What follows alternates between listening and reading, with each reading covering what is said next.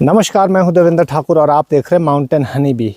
तो पिछले कल बीती रात को यहाँ पे काफ़ी ज़्यादा बर्फ़बारी हुई है। तो आज 28 जनवरी है। तो देखिए, जैसे ही यहाँ पे रात में बहुत ज़्यादा बर्फ़बारी होती है तो कई बार आज की तरह जैसे सुबह हम देख रहे हैं कि बिल्कुल धूप खिल चुकी है। और जैसे ही धूप खिलती है तो दिन में जब ज़्यादा धूप खिलेगी तो जो मधुमक्खियों की एक्टिविटी है काफ़ी ज़्यादा बढ़ जाती है। उसमें क्या होता है कि यहाँ पर देखिए, ये हमारी बी हाइव है और यहाँ पर जैसे बर्फ़ पड़ी हुई है। तो इस बर्फ़ को हमने यहाँ से साइड हटाना है। लगभग 1 से 1.5 फीट का ये जो है बर्फ़ साइड हटानी है। बिकॉज़ ये जो हमारी मधुमक्खियाँ नेटिव बी स्पीशीज़ है, जो हमारी इंडिजिनियस यहाँ पहाड़ों की मधुमक्खियाँ हैं, तो इनका क्या होता है कि काफ़ी सक्षम होती है किसी भी वेदर कंडीशन में काम करने के लिए। ये किसी भी एक्सट्रीम वेदर कंडीशन में काम करने के लिए सक्षम होती है, बिल्कुल भी नहीं मानती है। काम करने के लिए निकल जाती है, कहीं से भी कोई सा भी फूल हो, मतलब बहुत ही कम, कहीं अगर बर्फ़ में सारे फूल दबे, अगर कहीं पे कम बर्फ़ है या पिघल चुकी है बर्फ़, तो वहाँ से ये फूलों से नेक्टर और पोलन आने की कोशिश करती है। तो उस दौरान क्या होती है, जब ये उड़ के आ जाती है तो कई बार यहाँ से टकरा के बर्फ़ के ऊपर गिर जाती है।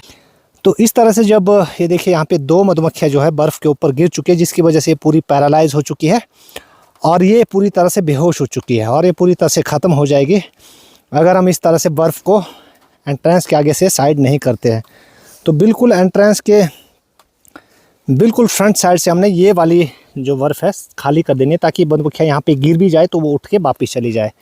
अगर फिर यहाँ पे बर्फ़ नहीं होगी, अगर यहाँ पे घास होगी, मिट्टी होगी, तो वो डायरेक्ट उठ के वापस चली जाएगी। अगर वो वापस नहीं जा सके, अगर बर्फ़ होगी यहाँ पे, तो वो बेहोश होकर फिर यहाँ से उठ नहीं पाएगी और वो मर जाएगी। इसीलिए हमने सबसे पहला हमारा क्या काम होगा कि इस बर्फ़ को हमने यहाँ से साइड करना है। कैसे, यहाँ पे देखिए, लगभग हमने आगे वाला जो हिस्सा है यहाँ पे, लगभग 1-1.5 फीट का हिस्सा, इसको थोड़ा सा साइड करना है। ये देखिए, यहाँ पे अब घास और मिट्टी निकल गई। अब जो कोई भी टकरा के अगर यहाँ पे गलती से गिर जाती है, क्योंकि ठंड का मौसम है, तो वो यहाँ से उठ के फिर उड़ के अंदर चली जाएगी। अदरवाइज़ क्या हो जाता है कि आपकी मधुमक्खियाँ जो है, जैसे 2-2 4-4 करके काफ़ी ज़्यादा मधुमक्खियाँ यहाँ पे मरने लग जाती है। तो आपको ध्यान देना है, छोटी से छोटी ऐसी बातों को अपने ध्यान रखना है। अगर ऐसे बर्फ़बारी होती है ज़्यादा, तो अपने एंट्रेंस के बिल्कुल फ्रंट साइड पे उसको साइड कर देना। अगर आपके सिंपल छत्ते हैं ऐसे, तो आपने यहाँ से भी सारी बर्फ़ को हटा देना सुबह उठ के, ताकि यहाँ पे धूप का अच्छा जो है रोशनी पड़ सके और ये अच्छे से गर्म हो सके। तो सर्दियों में आपको इन चीज़ों का ध्यान देना है कि कैसे हमने इन छोटी छोटी बातों को लेके अपनी मधुमक्खियों की केयर करनी है। बिकॉज़ एक एक मधुमक्खी हमारे लिए, हम बी कीपर के लिए बहुत मायने रखती है।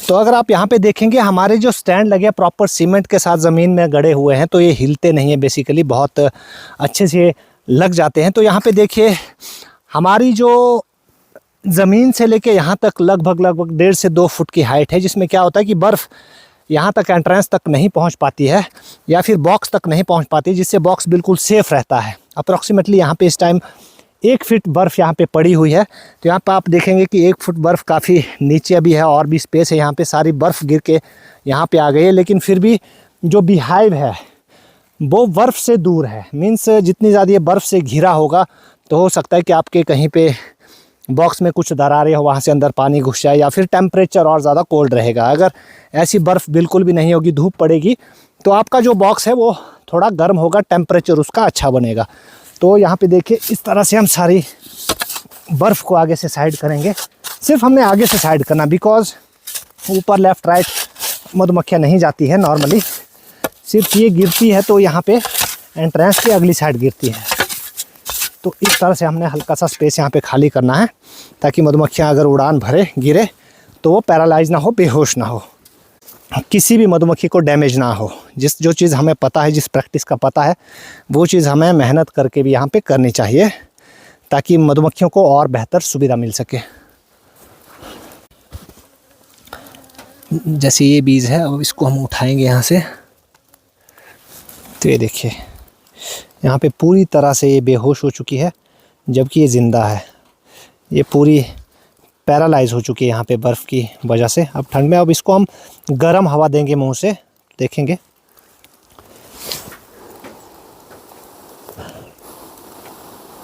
लगभग 1 मिनट तक अगर हम इसको गर्म हवा देंगे तो ये फिर से चलना स्टार्ट हो जाएगी।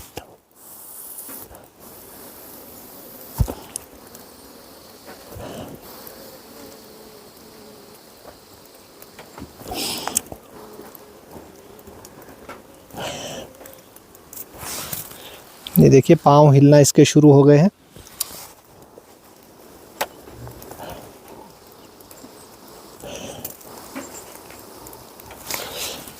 हमने इस तरह से हर मधुमक्खी की जान बचाने की कोशिश करनी है। फिर से इसको कंटिन्यू गर्म हवा देखें तो ये देखिए यहाँ पे ये अपने पैरों पे उठ चुकी है।